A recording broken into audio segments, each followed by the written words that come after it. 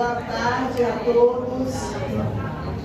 Gostaria de parabenizar as anfitriãs Edinha Molim e Ângela Gutierrez pela escolha do local para a nossa reunião no mês de setembro e agradecer à diretora do Museu de Arte Moderna da Universidade Federal do Ceará, Graciele Siqueira, por nos permitir usar o auditório e visitar a bela exposição de Descartes Gadelha, o homenageado da tarde e noite, e as demais salas, né, com as telas belíssimas de Bandeira, Aldemir Martins, Célula e outros mais.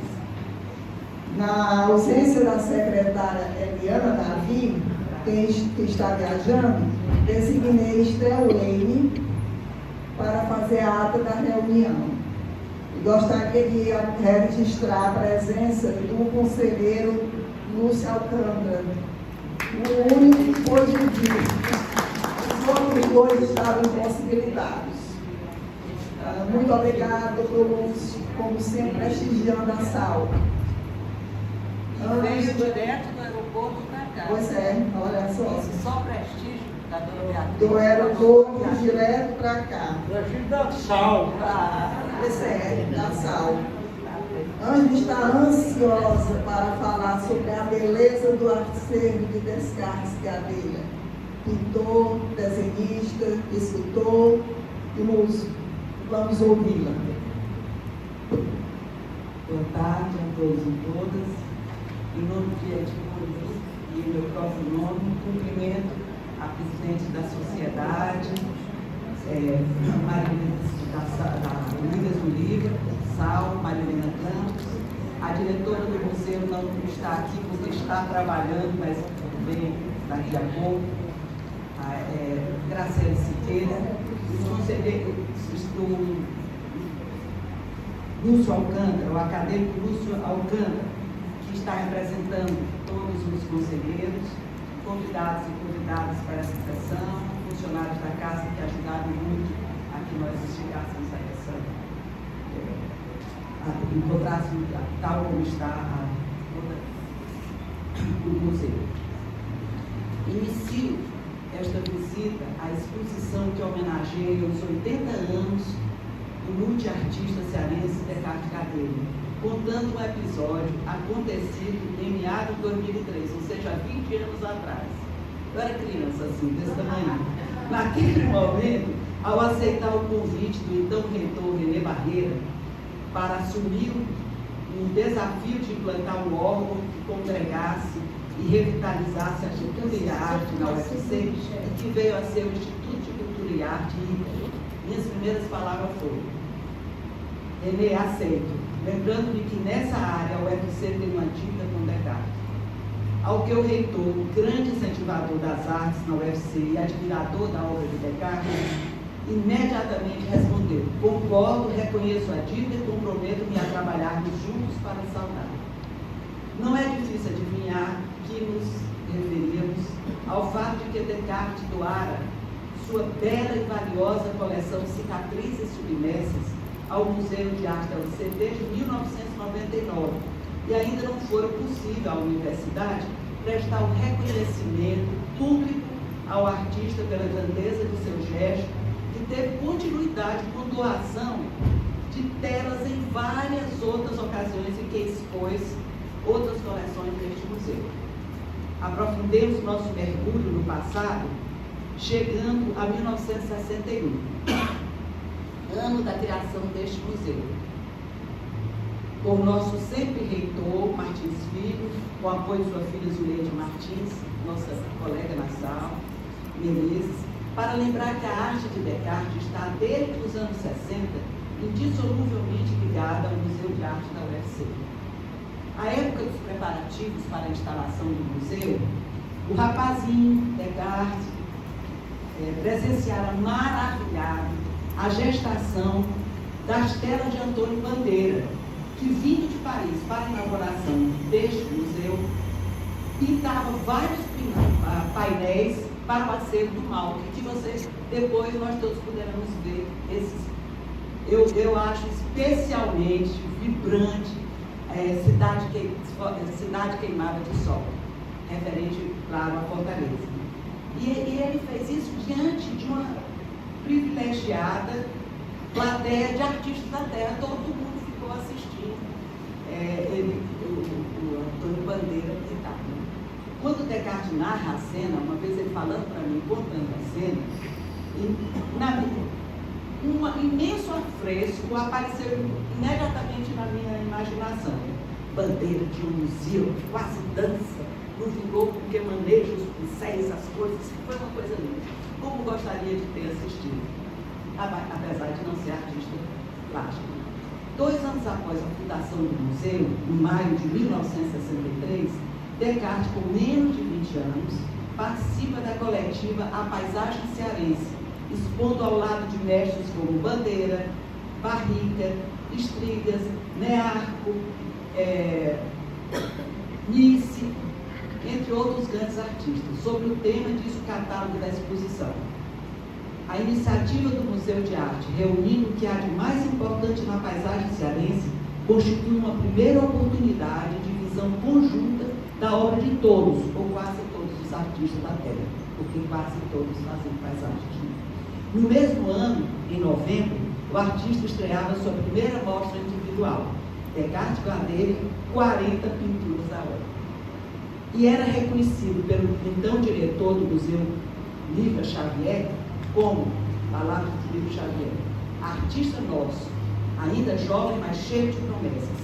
Já naquele início de sua carreira artística, sua sensibilidade na recriação pictural dos desvalidos era percebida como choque e acusação aos que têm olhos para ver o submundo captado pelo pintor. Em 72, o artista participaria de outra mostra coletiva no Malco, 19 pintores da SCAP. O museu registrava a importante participação da Sociedade Cearense de Artistas Plásticos como verdadeira escola na revelação e formação de artistas plásticos em nosso estado. E a SCAP era muito unida também ao PLAN, né? Eles se encontraram. Em 74, Milton Dias comentava a mostra Descartes Gadelha em exposição no Malco. Veja aí quantas vezes Descartes esteve aqui, quantas vezes expôs aqui onde nós, nesse museu que nós estamos. Né? Com essas palavras, essas são palavras do Milton Dias, querido cronista, tão maravilhoso. Tudo tão brasileiro, tão cearense, palavra dele, e ao mesmo tempo tão universal, a natureza e a humanidade se juntam na obra desse excelente artista, desse lírico que, em cada pincelada, revela sua alma de poeta, com a grandeza que Deus Nosso Senhor concede a poucos eventos. Em 83, um dos veios pujantes da temática de Descartes, a religiosidade, explode em cores na coleção exposta no mal, na coleção exposta no mal. O santo, a fé, o homem, a terra. É sobre São Francisco de Canindé. Vocês vão encontrar nessa exposição já vários quadros dessa. Se tiver muito frio para algumas pessoas, se alguém quiser pedir para que diminua, alguém puder, tal. Estou vendo muita gente tossindo, acho que está bem. Pois bem, em 83, ele expõe o santo, a fé, o homem, a terra sobre São Francisco de Canindé. O tema da religiosidade seria, posteriormente, retomado com matizes épicos e trágicos na coleção Cicatrizes Fluminense. Em 89, o Museu de Arte do UFC abrigava a impactante coleção Catadores de Jangurus, de Descartes, de que nos fala o poeta Alcides Pinto, querido Alcides Pinto, o poeta que chamavam de maldito, poeta maldito nunca maldito, sempre bem dito. A fome, a doença, o abandono e o extremo desamparo modelam de tal forma aqueles seres que visualmente seus corpos se fundem com o próprio lixo. Sua pintura tira da impureza a beleza do horror. Em 91, olhe bem, 89, 91, Descartes retornaria ao Malco com uma mostra de 80 telas, de alguém para outro alguém. À época, o escritor e jornalista Ítalo Gugel comentava nas páginas do Povo que Descartes usou todas as cores que lhe permitiu o arco-íris da miséria humana e agora expõe, com a sem cerimônia de quem levanta a cortina para revelar uma face oculta da metrópole que muitos desconjuram e preferiam exorcizar da paisagem urbana. Em 2004, já tinha sido criado o Instituto de Cultura e Arte, né? E juntamente com o Museu de Arte da UFC, apresentamos a exposição Iracemas, Morenos e Coca-Colas. Na ocasião, ressaltei, aqui são palavras minhas tiradas do discurso na época, nosso artista plástico cearense de renome nacional, Descartes Gadelha, Dom Puro, sem medo, expõe as feridas abertas de nossa sociedade. Não se acanhe em cometer paródias, caricaturas, deformações, erotizações de mitos, de símbolos religiosos, de personagens literários e históricos. Sequer a cruz lhe arrefece o ânimo iconoclasta. Ao contrário, inspiram em uma das telas mais contundentes da exposição, Crucificada de Amor, em que contrapõe as significações da cruz, símbolo de aviltamento antes do cristianismo e símbolo de salvação depois da morte de cruz do Filho do Homem. E atualiza o Calvário no locus em que um dia foi a Praça dos Mártires, palco da Confederação, do derramamento de sangue dos heróis da Confederação do Equador, depois passeio público, teatro de amores gentis, e então, nas palavras do artista na época em que ele fez em que ele compôs toda esta coleção, recanto que acolhe o ocaso da prostituição. Retornando a outra estação do passado, em outubro de 1997, quando o simpósio Canudos, 100 anos da destruição, promovido pelo curso de pós-graduação em letras da UFC, com apoio do então pró-reitor de extensão, que era o professor René Barreira, rememorava o arraial de Belo Monte, a vida e a morte de Antônio Conselheiro e de sua gente e a guerra de Canudos. Descartes Gadelha apresentava o mesmo tema através das cores, dos traços, dos volumes de sua coleção Cicatrizes Futuristas, que tive a honra de apresentar em exposição no Palácio da Abolição. Essa exposição fazia parte do simpósio. Em 15 de setembro de 2006, o Malta viveria um dos mais belos momentos de sua história, a Noite Descartes, com a entrega da Medalha de Mérito Cultural ao artista, a inauguração da Sala Permanente Descartes Gadelha e a abertura da exposição Caldeirão de Ferro, que povoou o mal, que tinha imagens fortes de dor e amor, de fé e de esperança. O reitor René Barreira cumpriria, assim, a promessa aludida nas primeiras palavras deste depoimento, apoiando-nos, a mim como diretora do ICA, e ao professor Pedro Eymar Barbosa, então dedicadíssimo guardião e muito competente diretor do MAL, na consecução desses 3 acontecimentos conjugais. Assim, Descartes tem, desde então, na casa, há quase meio século, que abriga sua arte, um merecido lugar, ou seja, uma sala ao lado de Aldemir Martins, Antônio Bandeira e Raimundo Serra. Passando uma vista sobre a Cicatriz Submersa, é uma das séries mais conhecidas de Descartes, de que já falamos, e que está representada em muitas telas nesta exposição dos 80 anos de Descartes, que hoje viemos apreciar. Nasceu, isso ele mesmo sempre diz, de 2 alumbramentos de seu criador. O primeiro, sua porta de entrada, a Canudos, a leitura dos Sertões, que indicação do pai, que lhe ofereceu um exemplar raro e precioso. Os bibliófilos que estão aqui, principalmente o que está na mesa, corrigida de 1902, corrigida à mão pelo autor.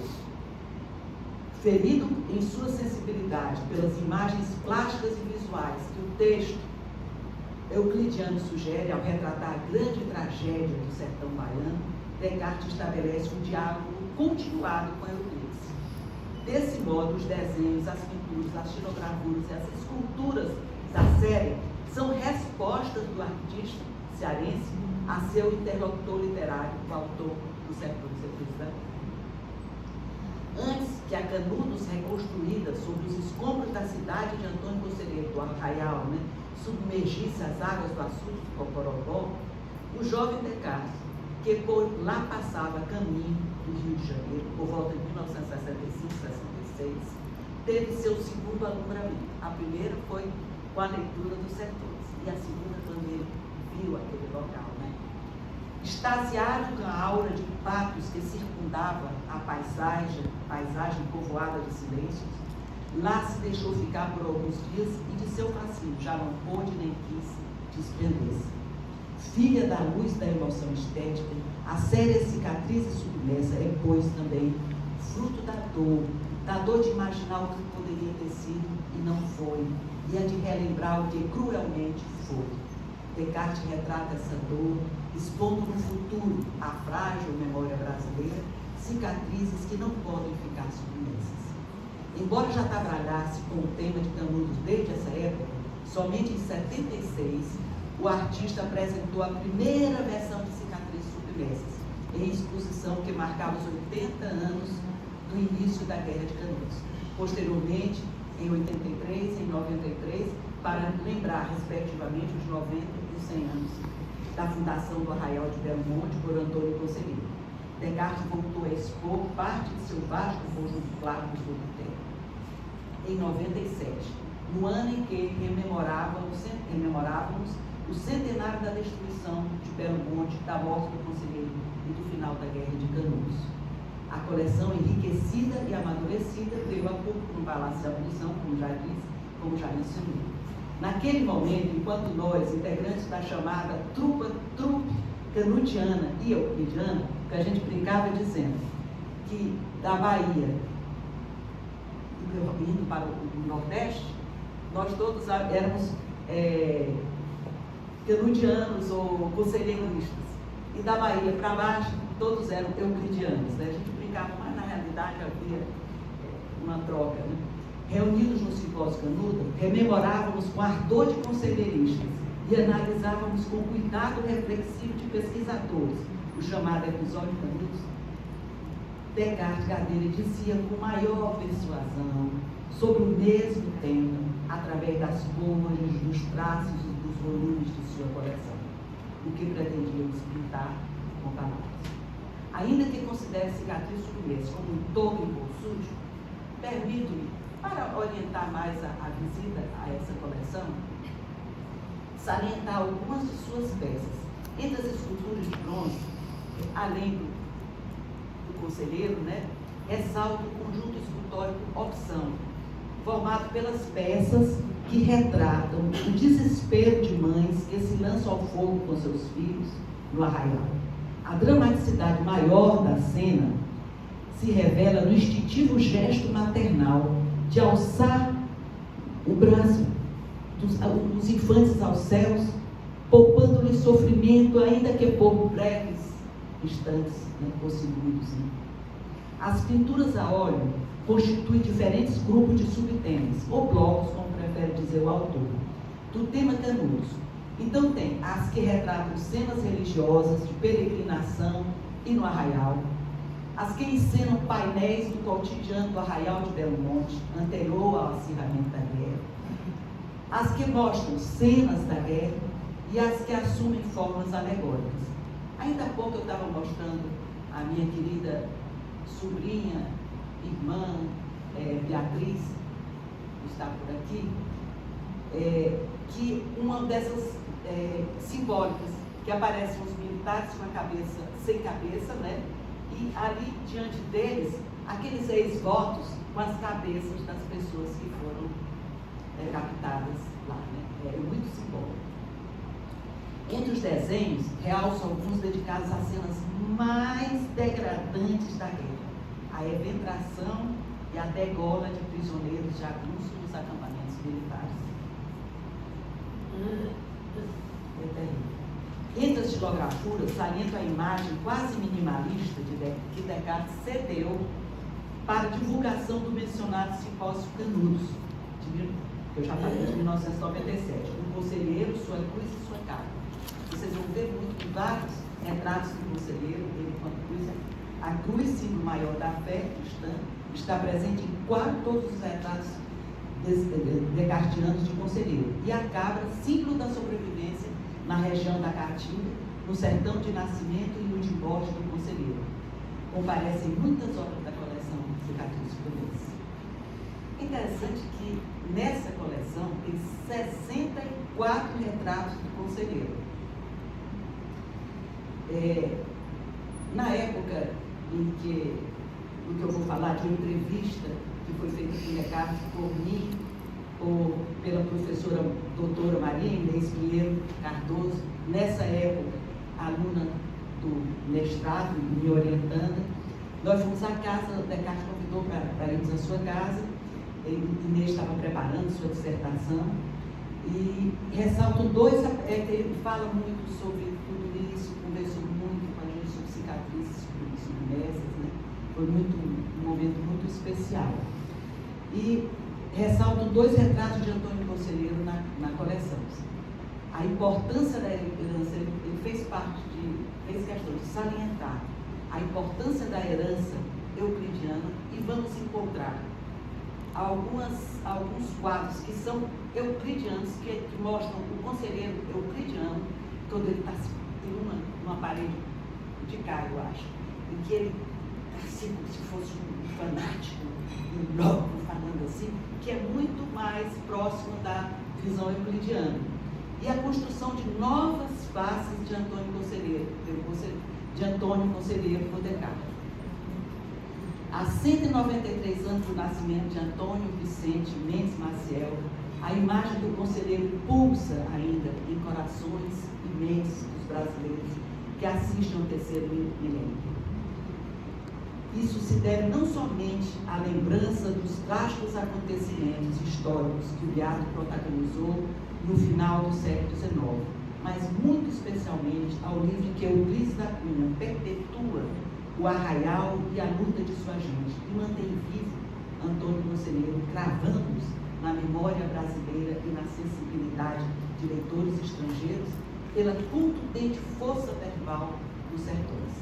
Se é possível apontar em Os Sertões teses científicas ultrapassadas e, para os padrões éticos de hoje, até mesmo preconceituosas e politicamente incorretas, como as que se referem à inferioridade das raças mestiças e à caracterização do conselheiro como um insano mental, avulta cada dia mais a potência literária desta obra. O livro apresenta um forte caráter seminal com relação às artes. É impressionante. Eu não coloquei tudo aqui para não ser muito longa, mas as obras que têm inspiração no livro de Euclides, seja na literatura, na pintura, no cinema, na escultura, na música, na poesia, nos vários gêneros literários, é impressionante. Eu tenho um estudo só sobre o que eu chamo de literatura canudiana, sobre tudo que abrange sobre tudo os romances canudianos. São muitos, né?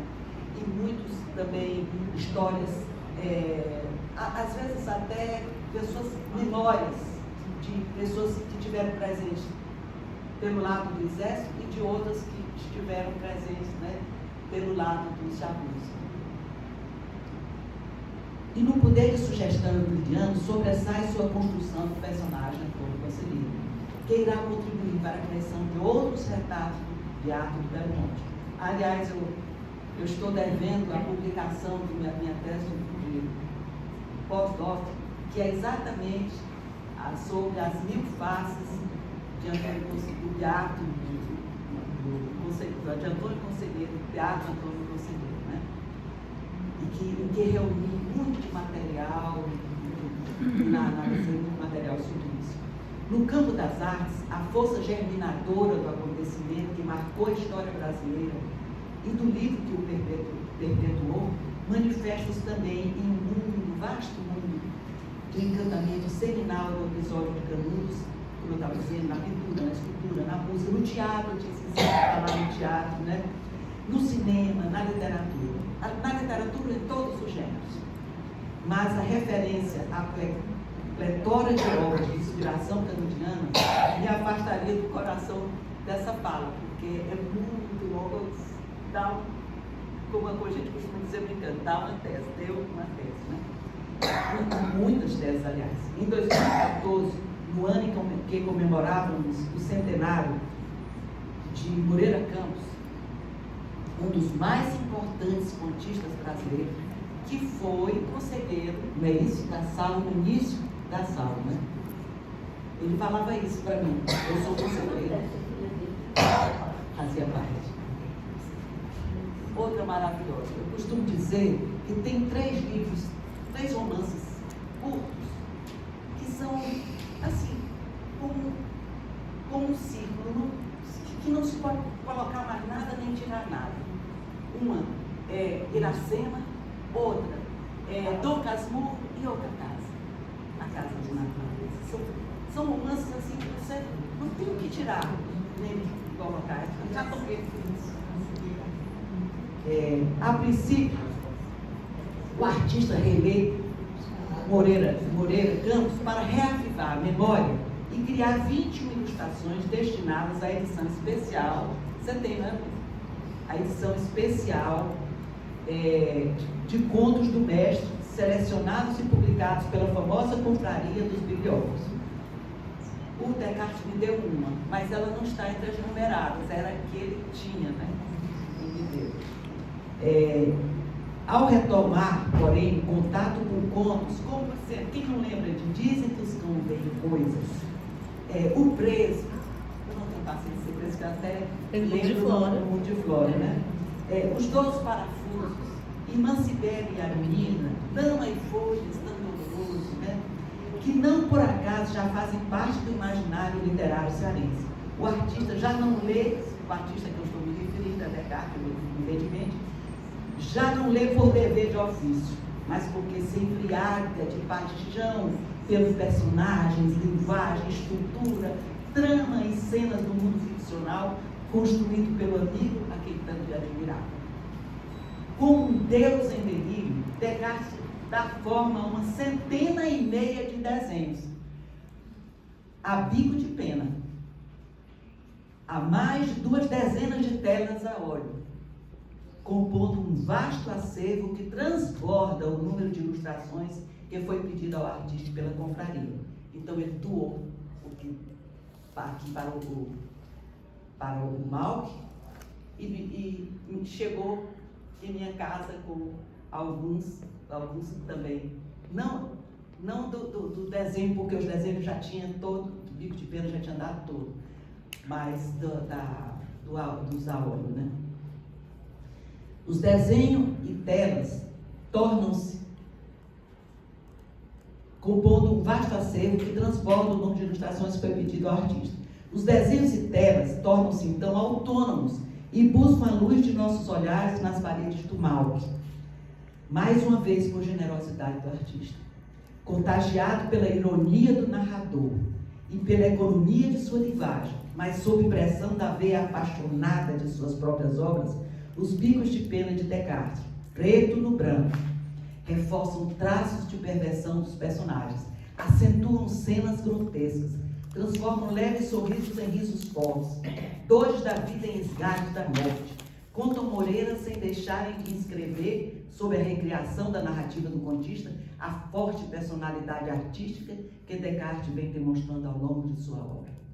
Nas telas a óleo que surgem depois dos bicos de pena, o encontro do contista que se essencializa com o artista exuberante, uma improvável comunhão se faz, não só pelo talento dos dois, mas pela profunda semelhança que os une na pintura de uma humanidade aceita como é, às vezes com velada admiração por sua quase escondida grandeza, mas sobretudo com piedade por suas tão visíveis misérias. Voltando às cicatrizes submersas, diferentes faces do conselheiro revelam-se na galeria de 64 retratos do Beato, visto pelo artista.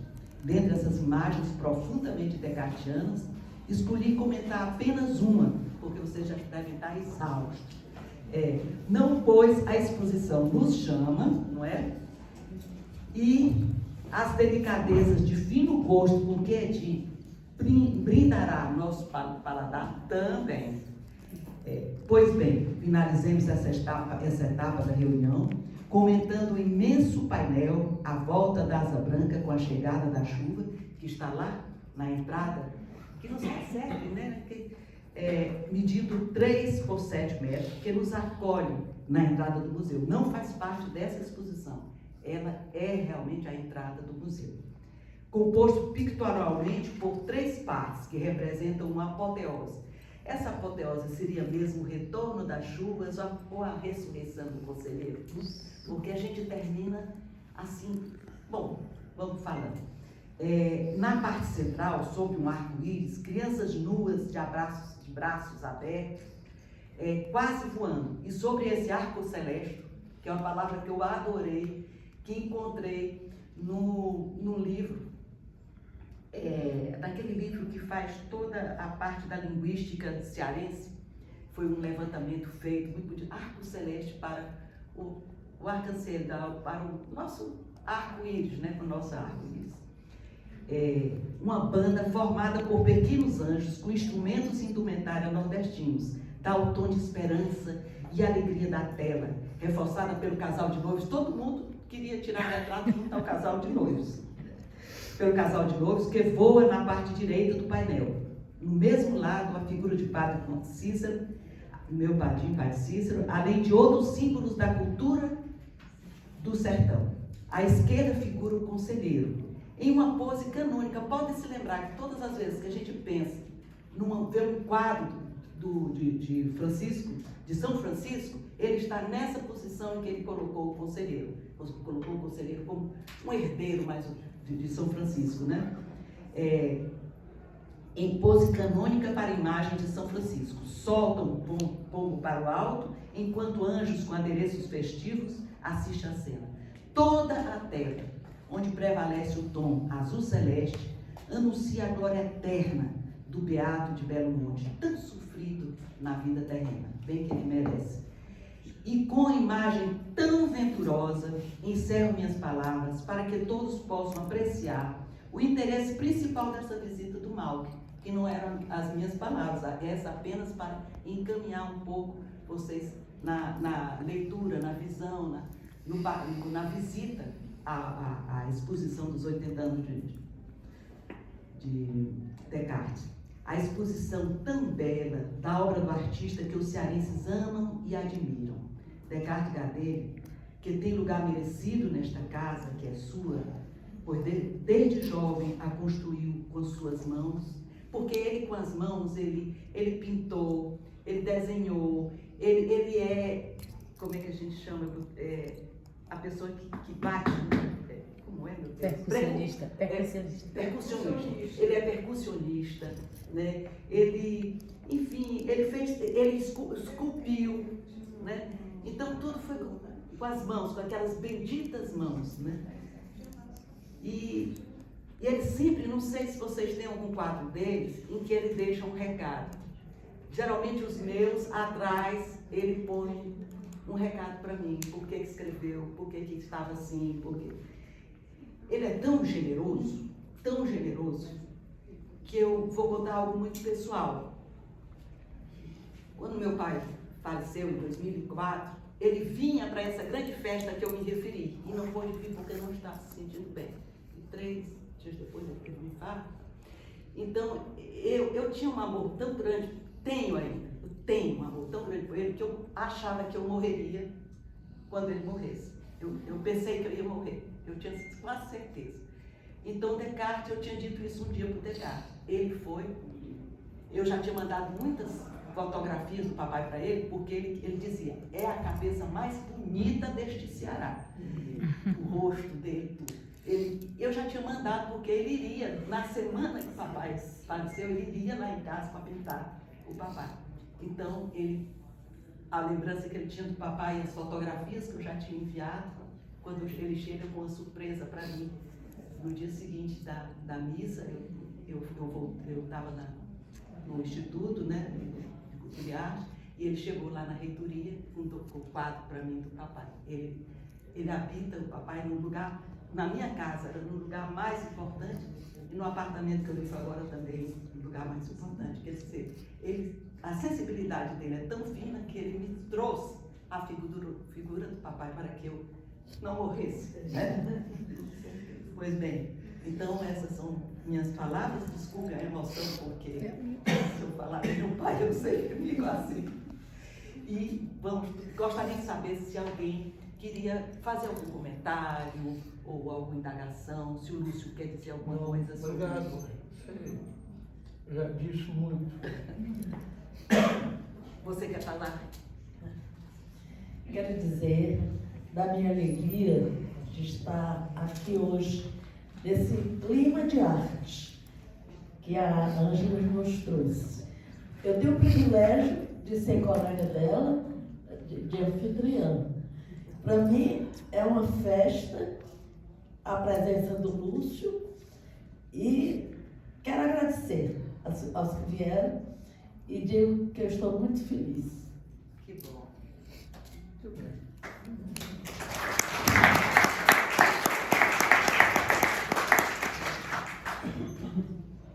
Bom, depois da aula da Ângela sobre Descartes, nós vamos visitar a exposição. Não é Eu isso? lembre de algumas das coisas que foram ditas, né? De procurar os retratos do conselheiro. Né? Alguém quer falar alguma coisa? Eu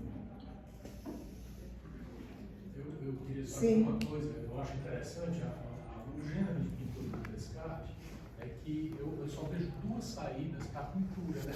Ela chega num patamar assim que está meio que esgotado, né? Você vê que o estudo da pintura hoje nas grandes academias, né, em Paris mesmo, ela está aqui esgotada. Eu só vejo duas vertentes para a pintura atualmente. É o expressionismo e o abstracionismo, só. Né? E ele está dentro disso, né, que tão bem representa, né, nosso estado. É uma lenda viva, Descartes. Né? Aqui dentro tem várias lendas vivas, que eu não vou dizer assim tudo, né? A Dona Di é uma.